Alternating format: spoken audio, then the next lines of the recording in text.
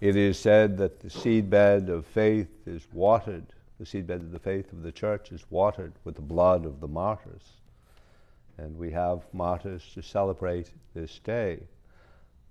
St. Isaac Jogues, John de Brebeuf and companions, Jesuit missionaries, Oblates, who were called to minister to the Native Americans in upstate New York, who ultimately gave their lives for the sake of the Gospels, are men who stand before us as models of faith. And this gift of martyrdom that they bring to the church is a model for us, a recognition for us that we are called to die to self so that Christ might live in us. We may not be called, as Isaac, John, and their companions were called to do by living a red martyrdom, but at the very least we are called to live what is referred to often as a white martyrdom, a death of self, a death of the ego, a death of our own needs, desires, and wants, and placing Christ first above all. You know, when I was being confirmed, I mentioned to my sponsor that I was choosing St. Stephen as my confirmation name. And she got very excited. Her eyes lit up. And she said, "Oh, how wonderful." I said, "What's wonderful?" He said, you do realize that all three of your names, my first name being Paul, my middle name being Lawrence, my confirmation name being Stephen, he said, "You do realize that all three of your given names are martyrs, don't you?" Yay. I wasn't terribly excited at the time as a 15, 16-year-old. I wasn't terribly excited, but as I got to think about it, as I kind of prayed over it, got to think about it, and certainly over the years looking at it, I've come to appreciate the fact that all three of my given names are martyrs, because that gift of martyrdom is truly a gift for the church. It is truly an opportunity for us to unite ourselves in our suffering with Christ, as just as Isaac, John, and their companions did. They went with the zeal of the gospel.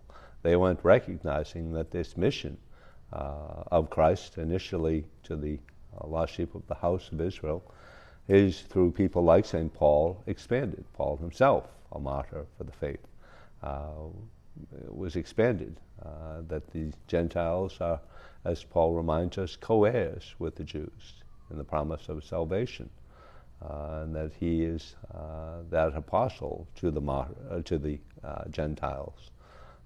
Just as Peter was the apostle to the Jewish communities, Paul is the apostle to the Gentile communities, including those who had no knowledge whatsoever of Christ, no knowledge of his sacrifice, no knowledge of the passion, death, and resurrection of Christ. And it was incumbent upon Paul and his companions to share the truth of this life and love and sacrifice, just as it was put upon John and Isaac and their companions to go forth as Jesuit missionaries to share the gospel, to proclaim God's truth and love, his victory over sin and death, even if it meant ultimately the giving of their lives for the sake of the gospel.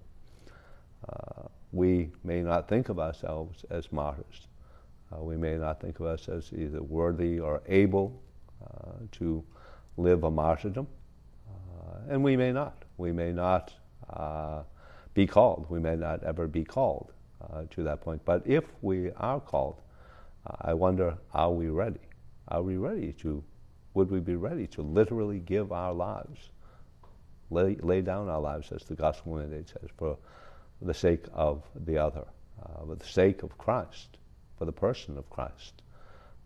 Are we willing to put our own desires, our own wants, our own needs second to that of Christ, to bury those things and to put those aside and pick up the mantle of faith, pick up the mantle of self-sacrifice, of the emptying, the kenosis, the emptying of ourselves, so that we might be filled with God's Holy Spirit, given to us at confirmation, and called upon us to be used as we journey through faith to the kingdom.